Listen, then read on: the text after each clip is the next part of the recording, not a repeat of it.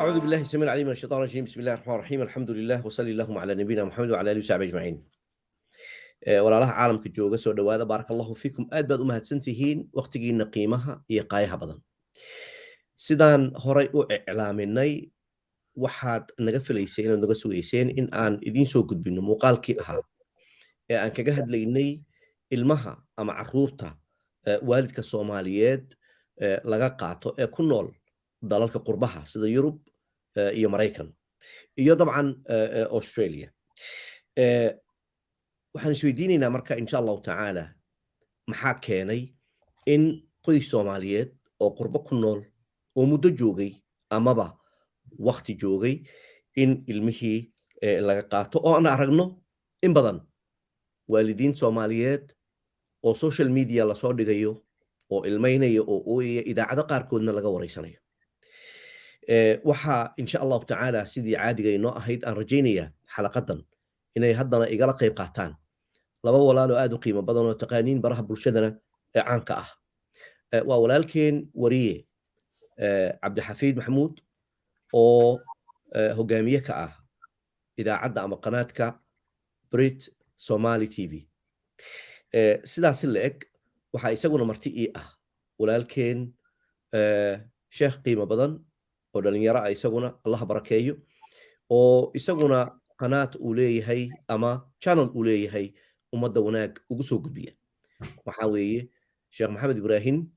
oo labadooduba ay yihiin reer london isaguna uu maamulo qanaadka la yidhaahdo dulmidiid waxaan leeyahay walaalahay soo dhawaada ila soo dhaweeya insha allahu tacaala jazaahum allahu khayran asalaamu calaykum waraxmatullahi wabarakaatu عليكم السلام ورحمة الله وبركاته. axbaabay soo dhawaada maanta maalin barakaysan allah idin xifdo waqtigiina qiimaha badan le aad baad ugu mahadsan tihiin iyo inaad naga ogolaataan casuumadda mar labaad aan idiin soo dirnay waxaan sidoo kale u mahadinayaa walaalaha idinku xidhan labadiina qanaad ama channel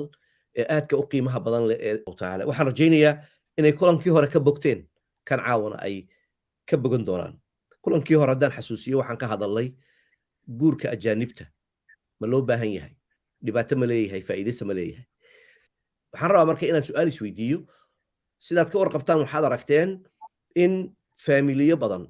laga qaaday carruurtii oo inta iyaga laga qaaday meel kale la geeyey waxaan rabaa wax yar inaan idin weydiiyo labadiinaba 10 sano ka badan ayaad ku nooshiin qurbaha okay qofka 10 sano ku nool qurbaha ma fahmi karaa nolosha qurbo mise ma fahmi karo waa mid la isweydiinayo waxaan rabaa bal in aan ku hormariyo su-aasha wariye cabdixafiid oo muddo runtii ummad kala duwan ku dhex jiray wareysanayay qurbana muddo ku nool aabbana ah faamili soomaaliyeed oo qurbo ku nool oo successful ah bal inuu noo sheego nolosha qurbaha sida ay tahay soo dhowow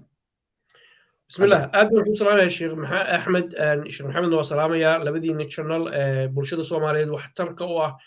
بولشة أي كفا يديك كمنان كحرين أدبر رقم هذا علنيا وأنا أن كم هاي إلهي وحن كم رقم هذا علنيا إذا تصي وناقص يهور مركز من بولشة الصومالية وأذيكتان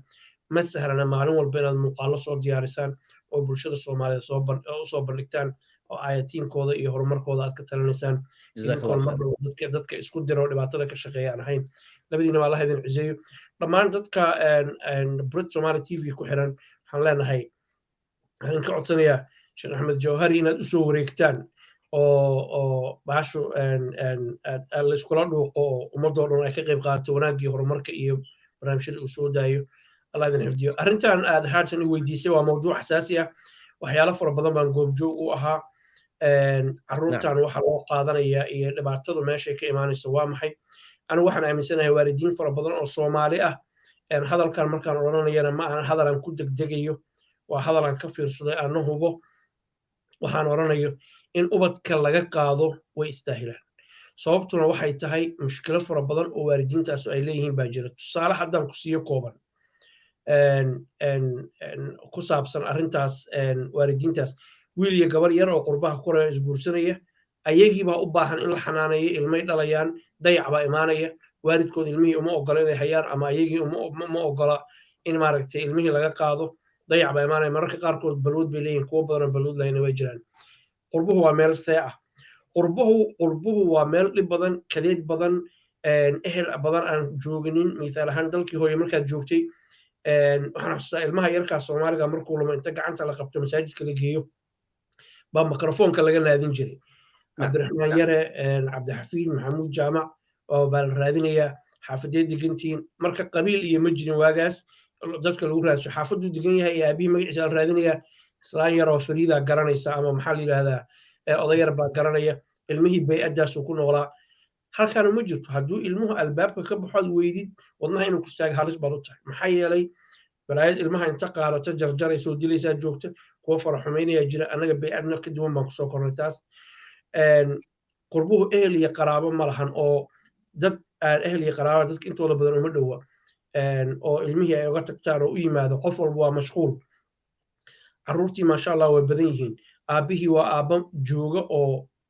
hands on ah oo fariid ah oo dadaalaya aabbayaal fara badana nasiib darro ragga soomaaliyeed inaan rarka iska rogno waxaa dhacda in aanan marnaba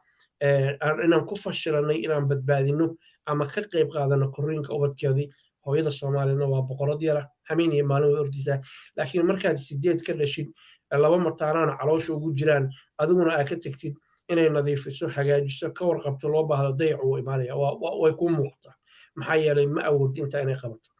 marka qurbuhu waa meel dhib badan wuxuu u baahan yahay teamwork aabba iyo hooye nolosha fahansan oo team qura isla ah oo markaa goolkooda uu yahay see kuwan yararka meel uga soo saarna maadi iyo diiniga marka qurbuhu waa meel dhib badan ma sahlana noloshii wanaagsanayd annagaa burburino guryaheeni soo burburinay halkaan marka inaan la jaanqaadno waa daruuri iga raalli waan ku dheeriyay aad iyo aad baad umahadsan tahay waa laga yaabaa wariyayaasha daawadayaasha ina daawanaya in ay yidhaahdaan oo ustaadku wax badan buu ka warqabayay maxaa dhacay in uu yidhaahdo waalidiinta soomaaliyeed way istaahilaan in ilmaha laga qaado in kelmaddaa lagu dhagaa dhici karta inta dambe oo aad sharaxday oo hadalka ugu dambeeyey ahaa iyada oo 2 mataana asida 6 kalena bannaanka ay joogaan odaygiina ka maqan yahay inaynan waxaan oo dhan wada daryeeli karin waa wax iska cad oo obvious ah taasina ay noqonayso in mararka qaarkood lasoo dhex galo oo lasoo farageliyo aan aado sheekh maxamed oo isaguna bulshada ku dhex jira kana warqaba wax badan ogna runtii ummadda soomaaliyeed sida ay yihiin sheekh maxamed soo dhawow nolosha qurbaha bal wax ka tilmaan khayr allah ku siiyo بسم الله الحمد لله والصلاة والسلام على رسول الله الله يبارك فيك وكسر الله جنبك طبعا هل جنب ما هاي وجنب البدين جوهري تيوب خاصة حدا طبعا ما قد دعوانا إنسان سيدا صوت بريد سومالي تي في دولميدي جانل marka ujeedada waxay tahay walaalaha kaaliga oo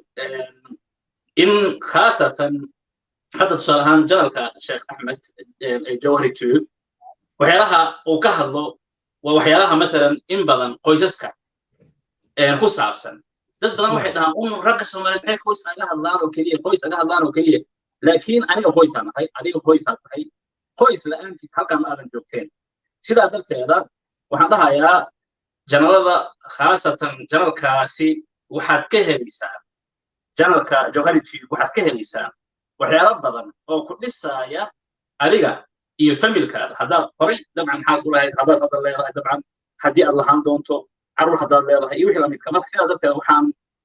leeyahay allah iga barakeeyo nuur badanaa ku jire oo laga faa'iidaystay run ahaantiina yani dad badan ay ku caanamaaleen khaasatan xagga khilaafaadka iyo markay noqoto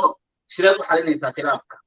ilaan hadda qurbaha markaan ka hadlayno ama aan ka hadlayno carruurtan la qaatay ama familkan iyo kana iyo markaan ka hadlayno waxaad ogaanaysaa waxa keena waa khilaaf waa isfahan la'aan hadduunan fahan la'aantaa iyo khilaafka unan jirin ma aysan baqacdeen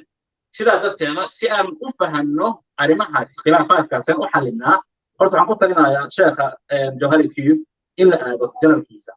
saasaan ku talinayaa haddii kale waxay noqonaysaa maalin walba inaan idin diran war buwaagta akhrista war kutubta akhrista kada hadda reference aan idin siinaya referencekaas waxa weeyaan ciddii doonayso fahanka qoyska iyo waxyaalaha uu yani budhiga u ah ama u ah tiirarka bal janalkaas arag waxaad ka faa'iidaysatana nala soo wadaag allah idin barkeeyo sidoo kale descriptionka waan dhigaynaa insha allahu tacaala faa'iidooyinkaasi iyo oo janalka khaasatan biidnillahi tacaala arrinta يعني قربها نعم waxaan ka qaadayaa meesha ama aan ka bilaabayaa hadalkii walaalkeena wariyaha caanka ah cabdixafiid waana ku salaamay walaal cabdixafiid allah ku barakeeyo nin weyn nin sare maasha allah madaxweynaha mustaqbalka ku darawinta maasha allah إذا إن شاء الله إن شاء الله الحين مستغرب ما شاء الله مركز هذا الإنسان كم سوى أو تيم وورك فمل هاي أبا وذا الشقين هاي حتى الجيران يعني إن بدن عقبتها هو إسكرو قد بكران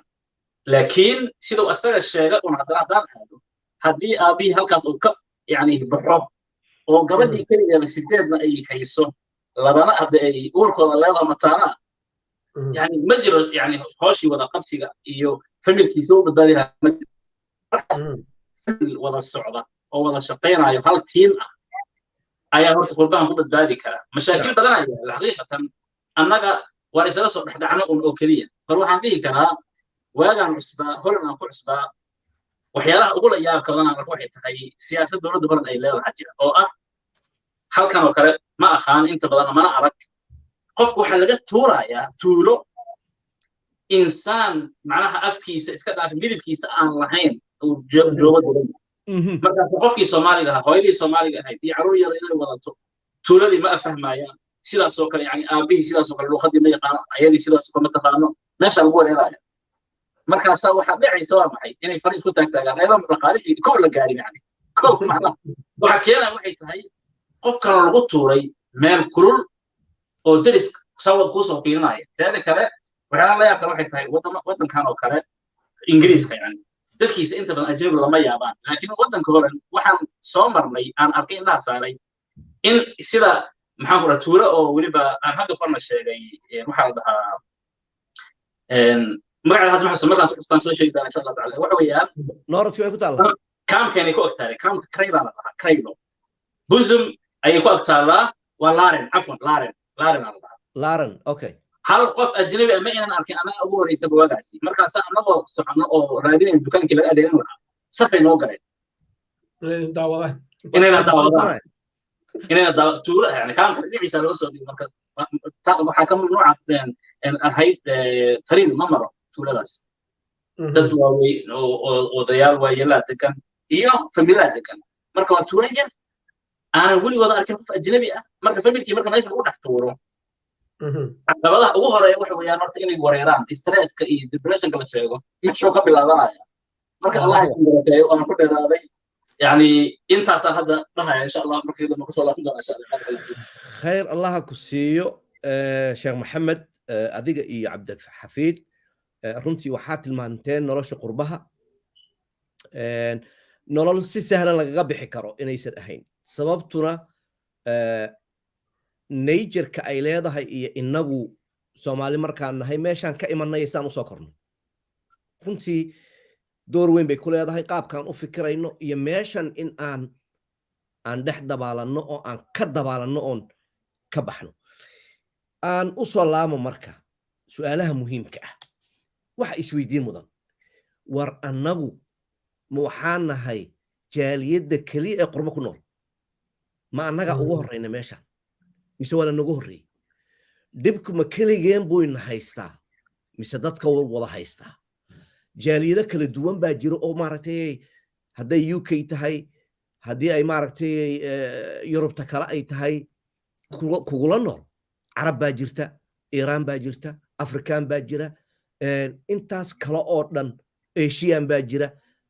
su'aashan isweydiinaya waxa dhibaatadu iyagana may haysataa mise inaga un bay haysataa waa mid runtii aad ugu baahan inaan ogaano ma jiraan dad inaga soo horreeyay oo dhibtan intay ku dhacday oo ka baxeen sidee uga baxeen maxay sameeyeen waxaan rabaa marka si inaan su'aasha isku weydiiyo ilmaha la qaadanayo ma anaa mas-uulka ah ugu dambayntii ma anaa mas-uulka ah oo waalidkii ah mise anigu victim baan ahayo waa la iga gardaran yahay oo aniga un baa la target garaysanaya wayba dhacday oo dhib baa isoo gaadhay dhibtiisaan uga baxa waa saasha u dambaysay aan rabno inaan dadka la wadaagno taasi dhib baan ku jiraa dhibka way haystaa waan kula tacaalaynaa waan kula arkaynaa dhibkii waan usoo laaminaa taas laakiin marka hore maxaa la inaga rabaa markaan inagu soomaali waalid soomaaliyeed aan nahay ee aan qurbo ku nool nahay mas-uuliyadda soo dhow cabdixafiid khayr allah ku siiyo khayr allah idin siiyo walaalow arrinta ku saabsan ma nalala dadka ajnabiga dhibkaan ma nala wadaagaan jawaabtu waa yes wey iiraanta laga qaataa carabta laga qaataa bakistaanta laga qaataa carruurta wax soomaali u gaara ma ahan waddankan hadda aan joogno ingiriiskuna annagoon imaan buu lahaa sharciga carruurta iyo child protection sharcigooda hore u jiray annagaa nimid inaan fahno oo la noolaano oo sharcigii baranno lana saaxiibno annagaa ku khasban arrinta ku saabsan marka laga soo tago dadka kale ku saabsan ilmahan la qaadanayo ilmaha siyaabo badan baa loo qaataa waxaan rabaa inaan bulshada soomaaliyeed u sheego ilmo la iska qaadan karo iyada oo aan maxkamadi xukminin ma jirto ilmahan maxkamad baa soo xukmisa marka ay maxkamadda tagaan social workerkuna waa inay haystaan caddayn aysan maxkamaddu diidi karinin oo sharciga waafaqsan marka adiga waxaa lagaa rabaa soomaali ah in aan lagaa waayo waxa ay raadinayaan ilmaha soomaalida haddaa eegtid waxyaalaha loo qaato way ka duwan kuwa kale wax loo qaato ciyaal kale waxaa loo qaataa intooda badan domestic violence waxa la yidhaahdo waalidkii oo guriga dhexdiisa isku dagaalaya soomaalida dabcan qayb bay ka tahay laakiin dadka kale oo ajnabiga markaa fiirisa taasaa ka mid a waxaa ka mid a maanduuriyaha kala duwan ay isticmaalaan waxaa ka mid a ilmahoo farax xumayn loo geysto waxyaalahaas ayaa loo qaataa soomaalidu intaas ayagu intooda badan ma ahan inkastoo domestic violence uu qayb weyn uu ka yahay soomaalida arrinta ku saabsan faraxumaynta carruurta annaga xanuunkaas ilaahay nooma keeninin waa ka madax bannaanahay inteena badan laakiin ilmaha soomaaliyeedoo arka ugu badan waxaa loo qaataa marna dayac dhinaca waalidka ka yimid marna waa laga gardaran yahay oo fursad la siin karay oo wax lagu sixi karay baa sharciga loo tiigsadaa meesha laga yaabo gabadha caddaanka sharciga inaan loo tiigsanin baa loo tiigsadaa waxaa dhacday ood ogtihiin gabadhii yartahayd ee madowga ahayd ee la oran jiray Victoria Columbia gabadhaas aan u malaynaya xaafadda Haringate oo ku taala waqooyiga magaalada London ay ahayd gabadhaas jirdilkii loo geystay kadib local authority-ga degmooyinka oo dhan waxa weeye digniin baa la siiyey aad bay uga fiirsadaan ilmaha haddii xagtin soo gaadho waa lagugu soo boodaya laakiin waxa ayaan daraa soomaalida qaarkood ilmihii markay caroodaan waalidkii u caroodo inuu ilmihii gacan u qaadayo halkan adeer gacan la iskuma qaado madax salaax iyo koolkoolin iyo saxitaan iyo wax isu sheegid baa la sameeyaa marka siyaabo fara badan baa lagu qaataa soomaalida carruurteeda dayacaas iyo domestic violencega oo ah waalidkii oo isdagaalaya guriga dhexdiisii ayaa sababa waxaan jeclaan uga baxo markii aabbe iyo hooyo carruurta hortooda isku dagaalamaan dhaawac qalbi ah oo nafsi ah oo fool xun baa gaara oo aysan ka kabsan karaynin haddaad doonaysaan inaad dirartaan adeer ciyaalka ka qariya adeero carruurta ka qari oo meesha hadigii damlayn adoo kaba weyn carruurtaadana lagaa qaadan adoo nin ismoodaya sheekh maxamed soo dhowow cabdixafiid wuxuu tilmaamay runtii arrimo muhiim oo in lagu baraarugo ay tahay runtii waalidka soomaaliyeedna laga rabo in yacna fiiro dheer in loo yeesho ma isleedahay mararka qaarkood fahankii oon fahmi weynay ku noolaashaha qurbaha ileen waxaad tilmaanteen ciddan qurbaha ku noolaad waa laba waalid oo carruur wata amaba halkan isku guursaday carruur ku dhala 20 sano ka bacdi baa dhici karta in maanta laga qaadanayo carruur qaarkood 5 sano 10 sano ka bacdi in laga qaadanayo carruur suuragal ma tahay marka stress ka jira guriga dhexdiisa iyo cilaaqada lamaanahan inay keeni karto mararka qaarkood dayac inuu yimaado arrinta la xidhiidha maalan ilmaha daryeelkiisa iyo iskoolku siduu u ilaaliyaa ilmahan waa lagula korinaya aad baa loo fiiriyaa social security ama social maxaan ku dhadaya workers baa jooga luqaddii dadka haddaad garanaynin oo iyaduna cidhiidhi kala ah la soco systemkii iskoolka haddaad mararka qaarkood aanad la fahmaynin sidee loola tacaalaa oo aan dhaqankeenii soomaaliga ahaa aan iska wadanno mararka qaarkood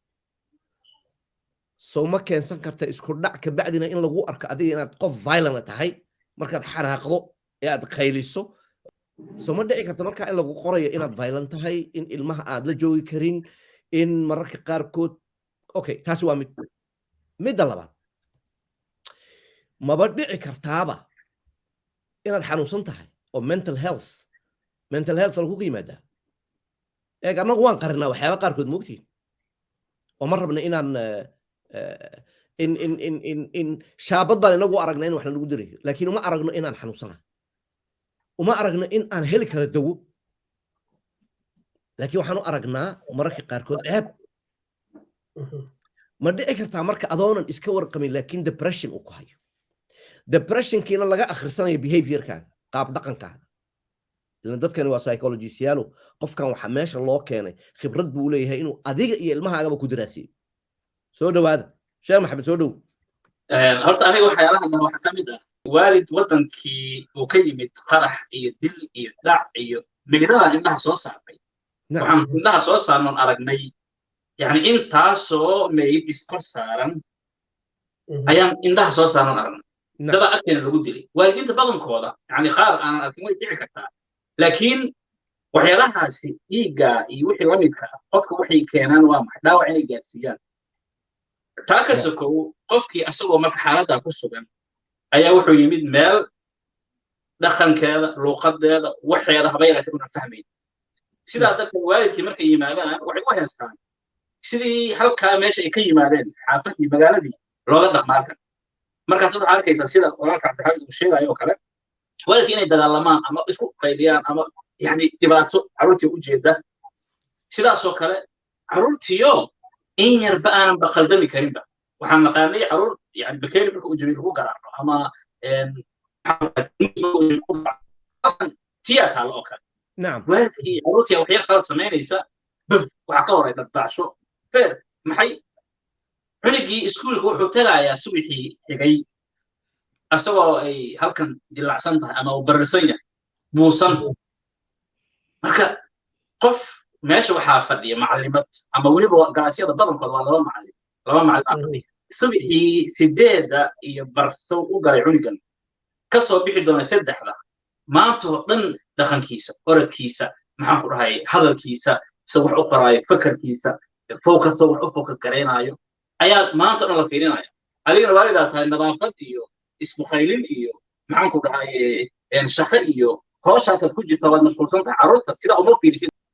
faham la'aantaasi iyo dhibaatooyinka annaga daakhiligeenna samayno ayaa wuxuu sabab u noqdaan in horta aan ku dhacno shabaqii ahaa in carruurta la iska qaato familada hadda aad sheegto tusaale ahaan ama dhici karta badan wayna dhacdaa waan aragnay ayagoo intaasoo sanad joogay aanan carruur weligooda laga qaado ama lasoo faragelin in 20 sano kadib 15 sano kadib hal mar lasoo farageliyo qaarkaas waxaan dhahaa inta badan ilaaha intaas laga qarinayo haddii ceebtaada 10 maalmood ah 8 maalmood 9 maalmood marka la qariyo maalinta baraanay soo baxda oo kala ku dhacday yani inta badan luuqadii ma barto qofkan yani wuxuu u nool yahay sidii inuu macnaha wadankii joogo kale carruurtii teenage noqdeen qaar tusaale kala tanna cunug teenage gabadh teenage ama wiil teenage oo aad ula dhaqmaysa ka waran ama aad doonayso sidaad adiga rabto inuu u barto waana injineerkii aad kuu khafilnaa iyo muxuu ahaa dhakhtar injineer dhakhtar shaqada waxaad u maraysaa iyo mustaqbalka inay ka jiraan injineernimo iyo dhakhtarnimo family waxaa jira mar aan sanad u fogeyn aan xaaladooda aan ku jiray yani waxay taagan yihiin injineer ama dhakhtar waa inay doorataa wax kale ma dooran karto bismillah war madaa shaqada shaqayn doona mustaqbalkaas madaa lahaan doona yani marka cunigii teenagerka ahaa asagoo yarna waan soo cilcilnay markuu weynaadana waxaan doonaynaa inaan u yeerino marka hadduu diido marka waxaa ku xigta darbaacsho cunug 16 sano jira waxaad maqlaysaa waalidkiisu dacwiyey afan sax wey aad baad u mahadsan tahay waxaan rabaa marka in aan idin weydiiyo maadaama ood bulshada aad hawl fiican qiimo badan aad u haysiin soomaali haddaan nahay waa dhibannahay dee qarankiina waa lagu dhiban yahay qurbiina waa lagu dhiban yahay waa su-aal isweydiin leh yaa akhi goormaan dhibkan ka baxaynaa sideese dhibkan uga baxnaa waxa intaasoo dhan iiga horeysa ma fahanay horta dhibkan ku dhex jirna wuxuu yahay iyo nawciyaddeeda in waxa marka la akhriye la fahme ee la baadhe ee la raadiye uu qofku is yiraahdo dhibka aad ku jirto waa noocee si aad dawadiisa u heli karto ayaa laga bixi karaa dhibka marka waxaan aragnaa hadda eeg ilmuhu waa ubixii mustaqbalkeena haddii ubixii maalinba guri inta la gala la qaato oo annagiina aanan ku baraarugsanayn mararka qaarkoodna aan daawanno hooyo ooyeyso oo aanan waxba ka odhan karin soo dhib ma aha su'aalo badan baa marka anigu waxaan rabaa inaan weydiiyo guriga ilmo laga qaatay waa ummadda Soomaaliyeed oo ilmo laga qaatay Soomaa haddii maanta guriga jaarkaaga laga qaatay berrito ma dhici kartaa in adiga lagu yimaado oo adiga laga qaato waa wax dhici kara allahu aclam waa wax dhici kara waayo isaga ma si gaara loogu talagalay dee loguma talagelin isaga si gaara okay guriga jaarkayga ee gubanaya ma damin karaa dabkiisa waa su'aalaha u baahan runtii inaan isweydiino xaqiiqatan miyaan ku wiirsanaa mise waan la murugoonaa muxuu u baahan yahay waalidka laga qaata ilmo taageero caynkayga u baahan yahay siduu ilmihii u soo ceshan karaa gargaar intee la eg su'aalahaasoo dhan baan idiin hayaa cabdi xafiid soo dhawaada waalidka maanta ilmo laga qaatay muxuu u baahan yahay waxaan rabaa su-aashaas inaan hareer maro sheekh adoo raalli ah waaya ilmaha maxaa loo qaatay baa ka horreysa inaan ogaano runtana isku sheegno waaya cudurkii in la ogaado horta ha cudurka haddaanan ogaanin daawada ma helayno soomaaliduna cudurka maba sheegataba marka anigu waxaan rabaa inaan waxa anigu aan ogahay shakhsi ahaan inaan idinkala hadlo goobjoogna u ahaa fariid laga yaabee dadka qaarkood inay tusaale u noqoto marka u horreyso carruurtan la qaadanaya inta badan sida qaalibkaa dhacda waxa weeye iskuulka ayaa ilmahan ribood gareeya dayac ilmaha ka muuqda awgeed iskuulku social worker baa ka shaqeeya social workerkaas wuxuu xiriir la leeyahay degmada iskuulkaas uu ku yaallo halkaasay ka soo galaan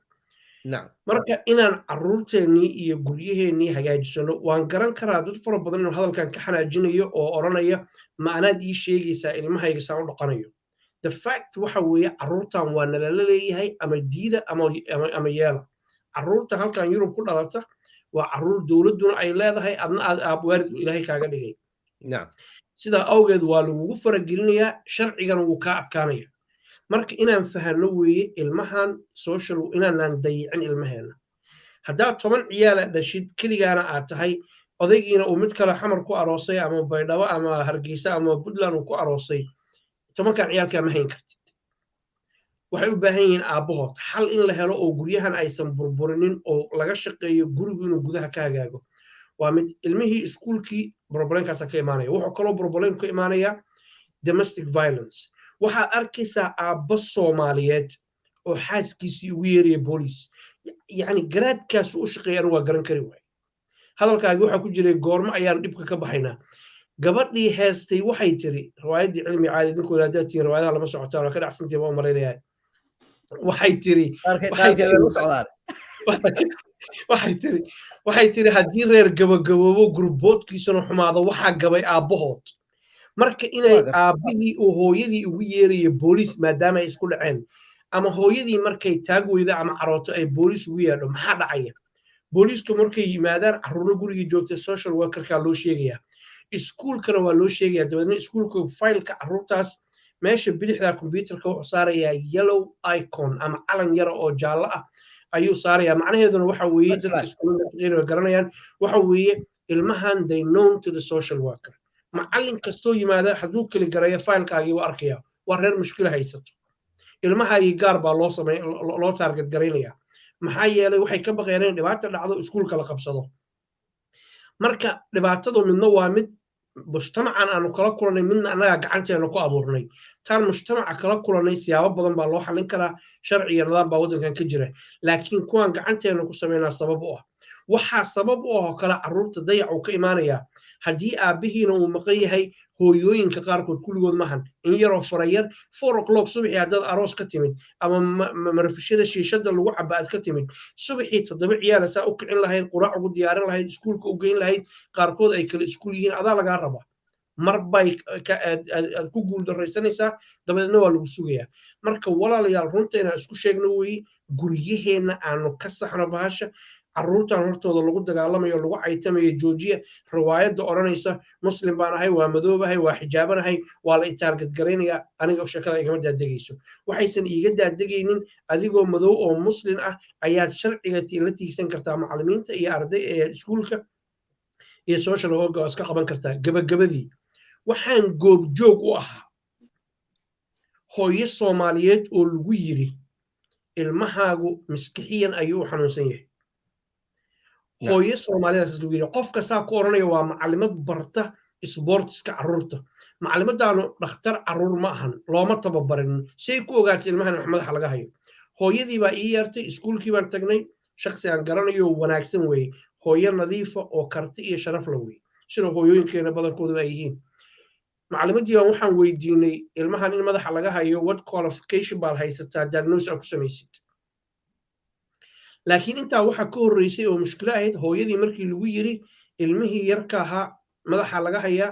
maxay samaysay hooyadii waa carootay furkay tuurtay maxay furka u tuurtay ilmahan bay garanaysaa waa hooye khibrad bay u leedahay ilmaheedu inuusan xanuunsanayn waa laga gardaran yahay luuqadii ma naqaano cara iyo qayla dhalinaysa cara iyo qaylii waa laga faa'iideysanayaa hooyadan markay carooto dhibaatay keenaysaa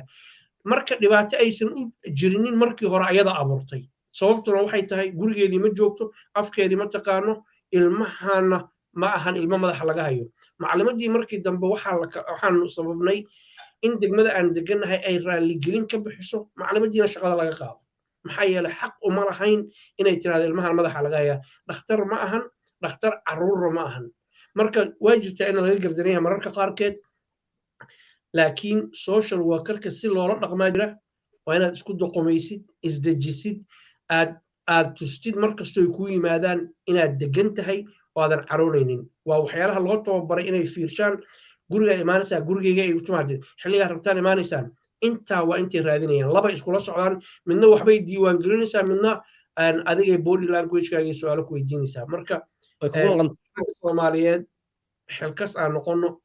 hooyooyinkan caloosha u buuxinaysaan oo cidlaynaysaan ma soconayso haddii kale maxamed iyo yuusuf gaaladaa qaadanaysa hadhowtana kugu abtirsan maayaan diin iyo dhaqan midnaba waa ka baxay aad baad u mahadsan tahay waxaan aad ugu faraxsanahay waa kuu dhiibishaa maxamedow waxaan aad ugu faraxsanahay xalaqadii hore ragga aad baad u taageeraysay xalaqadaana waxaa tilmaantay inay niman badan intay gabdhaha maaragtay caruur badan u dhiibaan kabacdina ka tagaan oo mas-uuliyaddooda ay dayaceen waa cadaalad aad baad u mahadsan tahay sheekh maxamed soo dhowow arrinta body language hadda qoran si aan u ilaawin xaqiiq waxa Soomaali badan body language-ka inaynan in badan yani fiirfiirin tirsan yahay mararka qaarkiisa kalaamka ama hadalka afkaada ka soo baxaya waxaan ula jeedaa tusaale ahaan aabbaha mar hadda saan u fogeen aan dhihi karo sanad iyo bar taqriiban wayna fogta mana foga ayaa aabba carruurtiisa iskuul ka doonay badanaa hooyadaa doonta wuu aaday carruurtii marka uu yani midkii soo baxay wiilka uu soo baxay wiil kale uu soo baxay ayaa midkii kale wuxuu sameeyey waa saddex wiil yani mid kale wuxuu sameeyey intuu soo baxo iska istaagay aabbihii yani wuxuu isgaraya بسم الله الرحمن الرحيم waxa u jeedo arkaya oo arkay indhaha saaray badanaa waalidiintii meesha taagna wiilka waa iska booda waa ilmo yar moogti waa iska booda markaas muhiim ilmihii ahsoonan lagu soo darinba meesha horta loo reebtay waalidka Soomaaliyeed waxa uu waataa sidaas hadaad u hadlayso aan isleedahay dadka kale kuma fahmayaan oo carruurta aad leedahay ogow dada ku jeeda body language kaasna hadda saaro kale مثلا waa maxay waa sheegaysa qofkaasi aan carruurtiisa saa ku dhahaya dadkoo dhan ay arkayaan aan waxba xeerinaynin say tahay carruurtii uma soo darin horta aabbahaasi waxaan ka mid ahaa dadkii la socday caawinayaan ka mid ahaa waxyaalaha iskoolka looga reebay askara la wadi doonaa macnaha ay ilmiha la wareysan doonaayo alxamdulillah يعني وحوين ما ادري لكن هو يراني يعني ولا قلقلي بودي لانجويج كا واحد arkaysan ee xaaskiisa wada socda supermarket wada adeeganaya isku hay war xanaaqina iyo waxa idinka dhaxay guriyaha kula heesta waxyaalaha qaarkiisa marka body language luqadda jirka waalidiinta Soomaaliyeed waxaan rabaa gaar ahaan kuwa qurbaha jooga waddanka marka aan joogno in badan body language inay tahay macna expression qofka ama yani dareemo oo banaanka u bixiyo weyn oo macno weyn sameeya inay tahay inaan ogeynaa laga markaa Soomaaliya joogo laakiin waxaan ogaadaa qurbaha haddaad joogto aad samayso ogow waxbaa ku haysta Soomaaliyeedka marka aad joogtaan ciyaarka Soomaaliyeed ninka iyo xaaskiisa ula jeeda gaar ahaan ama jidka aad maraysaan bal isdajiya gabaray isdaji wiilow isdaji marka almuhim body language-ka arrin aad u yaabay aan ula yaabo weeyaan oo in badan ilaa aad iga dhaadhicina waalid 10 sano 15 sano joogay inuunan weli fahansaneen inay jirto wax body language la dhahayo oo sidaas uu rabo inuu macnaha ku noolaado banaanka fero ku xigto waan ku jeedaa awaan ku aragnaa ogow waa sidaa de ogow waan ku jeedaa waalidiintu waxaan u sheegay arrintaas inay aad uga socdaan insha allahu tacaala kolley halkaad ku jirtaan waxbaad noo qoraysaan hadda kolley sidii ahaataba ogaada body language-keena inta saada adigaa saa lagu dhigi iskugu imaan jawaab maxamed runtii arrimaad hadda tilmaamayso waa arrimaha meelo badan oo dee qurbaha ka mida weliba marka ay noqoto meelaha wax lagu baadho laakiin mass majority markaad fiiriso dee fursadahaas iyo macluumaadkaa ma helo runtii laakiin body language-ku sida aad tilmaantay waa midka runtii aadka aad moodo iskuullada in loogu qoro aniga waxaa idinla wadaagayaa dadka aadka u qora body language-ka waxaa ka mid a social workiga iskuulka jooga hooyadu eegayaa aabbuhu eegayaa waa la qorayaa ilmaha faylkiisaa lagu qorayaa waxaa la leeyahay aabihiisaasuu u dhaqmay sidaasuu u hadlay xataa kelimaadkaasuu ku hadlay sheekh axmed halkaas waxayna kaa dhex galo ku dar ninaan saaxiibba nahay oo dadka dabeecad ahaan dadka iska aamusan oo aan hadalka badnayn ayaa iskuulka waxaan isla geyn jirnay carruurta nacam ama isla soo inta badan galabtii aan soo wada jirnay macalimadii social worker-ka ahayd ee albaabka taagneyd ee ciyaalka iskaangaraynaysay ayaa subax walba waad aragtay markaad soo hormartid good morning taasay ku hayaan adna intaasoo kale lahaa waa la iska dhaafaa ninkaanu islaantan good morning ba ma dhahabo kumaba socotaba xumaana kama aha wiilkiisii baa loo yeeray la yidhi is abe angry at home aabbahaa ma nin caraysan baa guriga markuu joogo waxay u turjumatay salaanta uu ka qaadi waayo subax walba inuu caraysan yahay wiilkii yarkaa wuxuu yidhi maya aabbahay waa habi hadduu odhan lahaa waa caraysan yahay waa la dabageli lahaa kii yaraa aabbihii badbaadshay marka body language wax badan buu kaa bixinayaa adigoon hadlinin raallah waa kaa dhex gal waa dabcan waad sii akidaysa yacni wixii aan sheegaya aad baad ugu mahadsan tahay cabdixafiid walaalaha sida aad hadda noola socotaan khayr allah idin siiyo commentka nagula soo wadaaga khibradihiina waxa aad u joogteen eed aragteen eed la kulanteen waxa aan runtii kusoo gabagabaynaynaa waqtigii baa la gaadhay gabagabadii insha allahu tacaala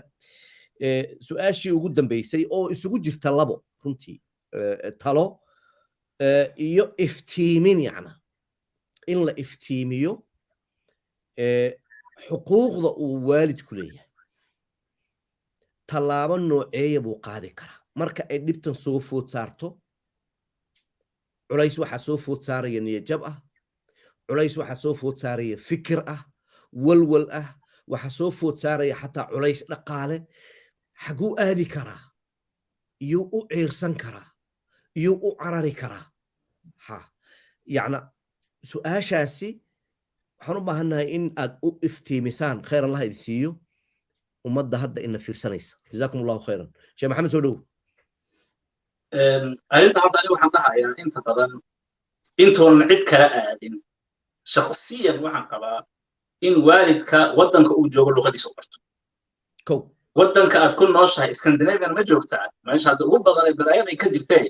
ilaa ay carabtii haddeertaan ay rafaadsan yihiin suuriyaanka masaakiinta ah waalidka marka waxaan leeyahay number 1 waxa ah luqadda waddankaa joogta baro luqadii maxaa yeelay meel walbaad aado haddaadan adiga wixii sharaxan karin oo aad doonayso in lagu dhexeeyo turjubaanka waxaad ogaanaysaa marka uu maxaan ku dhahay boqol marka aad ku hadasho konton inuu kuu fasiro kontonna uu ka tagaa dhacda marka qaarkiisa kan ugu fiican ugu cajiibkasan inuu 85 hadalkaada uu sheego laakiin 5 ama 10 ama 15 ugu muhiimkasan inuu ka tagaa laga yaaba sidaa darteeda waalidka waxaan leeyahay number 1 waxa adiga inaad barato luqadda waddanka aad joogto gaar ahaan hooyooyinka maxaa yeelay aabayaasha waxaan naqaanaa inay in badan oo ka mid ah ay imaa gabarow afrika u aadan oo kusoo guursado imaa yani in badan oo ka mid ah leeyahay laakiin ma ahan aabayaashooda laakiin in badan oo ka mid ah in yar ma dhahayo maxaa yeelay waan ognahay soomaali haddaan nahay xaalaadka iyo siday u jiraan iyo marka inuu soomaaliya aaday ama sidoo kale isku dhacii ayaa wuxuu gaaray in la kala tago carruurtii marka keligeedaa korinaysa inta qurbaha joogta ee aabihii hooyo wada degan marka aad fiiriso waa yaabaysaa yani waxaad leedahay hose wax u jiraan yani bal haddeertaan xaafadaha qaarkiisa aado isku day ama inta aad adiga taqaano un fiiriba 10 oo laga yaaba inay wada degan yihiin laakiin 30 ka mid ah inayna wada deganayn ama ay wada ka tagsan yihiin ama keligeed ay tahay marka hooyada khaasatan waxaan u leeyahay waxay tahay hooyada dhabarka waxay u dhigaysaa dhibaatooyin badan oo aabbaha in badan uu raafil ka yahay oo macnaha uusan balla soconba sidaa darteeda tan iskuulka geynaysa waa ayada la doonaya inay macallimiinta istahmaan waana meeshii ay sirta ka qoranta waa halka iyo dhakhtarkii maalan tusaale ahaan oo kale in badan ay aadaysaa dhakhtarka marka yani meesha ugu habboon ee aad u aadayso caawinaad ama cidda aad ku u aadayso waa adiga yourself luqadda waddanka aad joogta baro si ugu yaraan aad u hesho basiga waxa aad ka hadlayso qofka uu u fahmi karo xataa ugu yaraan walaalow marka hore waxaan rabaa inaan dib ugu noqdo sababta u erey waalidiinta qaarkood in ilmaha laga qaado waa wax daruuri ah wee loo baahan yahay waalidiinta soomaalida haddaad eegtay 3 qayb bay isugu jiraan qaybtaan leeyahay ilmaha in laga qaado mar walba dhacda saxna in laga qaado dowladdu ilmahaas ay qaadato waxay u badan yihiin kuwa yararka oo qurbaha isku guursaday ayagoo yar carruur dhalay oon ilmihii hayn karin ayagii u baahan in la koriyo laakiin waalidiinta waaweyn soomaalida dayac iyo mararka qaarkood isku dhac qoysaska ayay ka timaadaa marka ujeedadeedu saas ay dilayaan ujeedadeedu maahan carruurta la qaato oo lala tago oo ay saas ku fiican tahay ujeedadeedu saas maahan waalidiinta intooda waa fiican yihiin arrinta muhiimadda waxay tahay sheekh maxamed suu sheegay way inaan nidaamka waddanka aan fahanno way luqadda aan barano nidaamkii aan fahanno not only luqadda inaan barano inaan fahanno school systemku siduu u shaqeeyo mithaalan ku siinaa weydii waalidiinta soomaaliyeed gaar ahaan aabbaha gabadhaada ama wiilkaaga primary schoolka secondary schoolka kindergarten waxay afka dadka maraykanka soomaaliya jooga dadka Canada iyo maraykanka jooga soomaalida kindergarten yahay anaguna nursery aan nahdo macalimaddu magaceed weydii ma yaqaan waxaan rabaa inay waxay la fahantaan ilmahaagii oo yara oo xaashi cada baad waxaad u dhiibtay qof aan kugu diin iyo dhaqan ahayn magaciisa ma taqaanid wuxuu rumaysan yahay ma taqaanid dabeecaddiisa ma taqaanid hantidaad lahaydna ayagaad u dhiibtay waxaan rabaa inaan magaciisa barto waxaan rabaa ninkay saaxiib kala tahay inaan barto waxaan rabaa inaan barto eygeeda magaciisa eygu magacuu leeyahay ogow bisadeeda inaan barto waxaan baranayaa qofkan inay furfurnaansho aan ka helo oo aan isfahano ujeedadeenu waxay tahay ilmahaygu inuu badbaado laakiin magaca ma naqaano meeshaan soo istaagaynaa taleefonkaan fiirinaynaa ilmaha naloo dhiibaya macallimiintu waxay igu yidhaahdeen waalidiinta soomaalida waxay u arkaan iskuulka meel ay kaga nastaan carruurta and that is not acceptable we're not interested carruurteeni weydii waalidka soomaaliyeed marka lagugu yeero parent eveningka national curriculumka waxa uu dhigayo iyo ilmahaagu meeshuu joogo ma isku taqaanaa dheh ma yaqaano so haddaadan aqoonin meeshaa fadhiisanaysaa adoo dhag weyn saasun baad iska guraysaa do you have any question waxaad weydiisay ma taqaanin because homeworkaaga maadan soo qabsanin marka walaalayaal inaan runta isku sheegno aanu dadaallo weeyaan waxa kaloo aan rabaa inaan intaa ku daro oo ayada laftigeeda muhiimadeeda leh inaan iskuulka la saaxiibno social worka la saaxiibno sheekh maxamed wuxuu ka dhawaajinayaa body languageka ka mid ah sheekh axmed oo markay noo yimaadaan body languagekeenu uu noqdo mid waxyeelinaya ma noo timaadanaa soo fariista waxaan doonaynaa inaan wax kastoo ilmaheena iyo horumarkooda inaan idinkala shaqeyno idinka iyo si waxaa rabtaa ayagana dhinacaaga soo marsatid oo inaan kala qaybsanaanin psychologically baa ola dagaalamaysa oo xoga dhadhacsiinaysaa maxaad iga rabtaan oo ilmahayga ku hagaagayaan riboodkay qaadayaan marka waxa weeye the waalid is willing waalid doonaya inuu horumar iyo wanaag sameeyo waayo waxaad la dagaalamaysaa fikirkii odhanayay way caraysan tahay aabuhu waa xanaaqsan yahay guriga waa la isku dagaalsan yahay haddii midkiin uu caraysan yahay kan kale inuu hagaago danta carruurtiinina u midooba nin lagama karayo inuu islaan kala guursado dumarka run baa idiin sheegaynaa nimanku inay islaan kala guursadaan oo shukaansadaan dayn maayaan daawo ma lahan inay helaan maahane zuyina linnaasi xubbu shahawaat waan idinla guursanaynaa idinkoon mudnayn waa rag iyo xanuunkiisa lama daaweyn karo yaan been laydin sheegin laakiin adigoo gabadhaa kale ka xun gurigaagii carruurtaada yuusan burburin guntiga dhiig isaga dhig gabadha soomaaliyeed cid ka fiican ma lahan raggana waa la daaweynayaa nimankan hadda ina hor fadhido qurux badan oo labada guryo soomaaliyeed iyo gabdho soomaaliyeed ka soo baxeen sirtu ayagay ku jirtaa la socdo waa ka baxay aad baan uga helay cabdixafiid oo khayr allah ku siiyo arrinta u dambaysay ee adigii sheekh maxamed aad isla taabateen waa arrin biyo kama dhibcaana runtii oo aan rajaynayo walaalaha hadda ina fiirsanaya rag iyo dumarba inay hoosta ka xariiqi doonaan maxaa yeelay ugu dambayntii meeshaan ka tegi mayna qurbaha waan joognaa muran ina dhex mara innaga iyo institutionaduna waa wax dhici kara wuuna jiraa inta uuna ka jirin waa wax dhici karo iman kara haddaan laga hortegin marka sideen u badbaadinaa waa su'aal sideen u badbaadinaa uga badbaadinaa kuwa aynan weli qabsanin sideen usoo kasbannaa usoo badbaadinaa kuwa ay hadda haysato waa su'aalaha u baahan walaaluhu in ay commentka iyaguna caqligooda ay maaragtay nala wadaagaan oo aan leeyahay nala wadaaga aad khayr allah idin siiyo waan soo gabagabaynayaa waxaan ku gabagabaynayaa runtii muxuu u baahan yahay waalidka Soomaaliyeed inuu helo inta la soo tiriyey waxaad ku darsataa oo runtii mudan in lagu bilaabo malaha dhibku wuxuu ka jira xiriirka innaga iyo Ilaahay subxaanahu wa ta'aala inaga dhaxay bal qoysaska iyo guryahu aan fiirino cilaaqada guriga iyo samadu siday tahay ma isku xidhan tahay cilaaqad toosan ma tahay cilaaqadaas haddaynan toosnayn malaha khalalku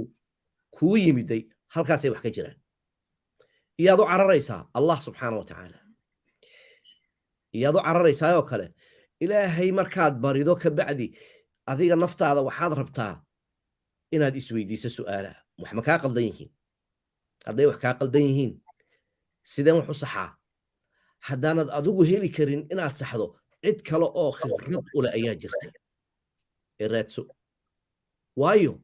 khibraddaasi waxay kuu badbaadinaysaa aad doonanayso bal lacag iyo tadxii iyo sacrifice aad ku bixinaysa waxay kuu badbaadinaysaa qoyskaagan iyo gurigaagan iyo ilmahaagan inay kuu badbaadaan ugu dambayntii waxaan odhan lahaa walaalahay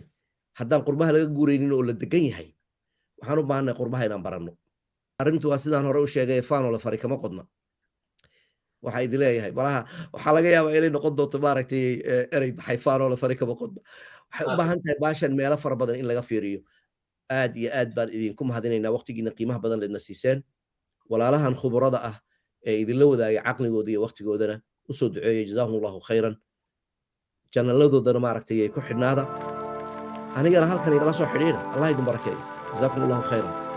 asalaamu calaykum waraxmatullaahi wabarakaatu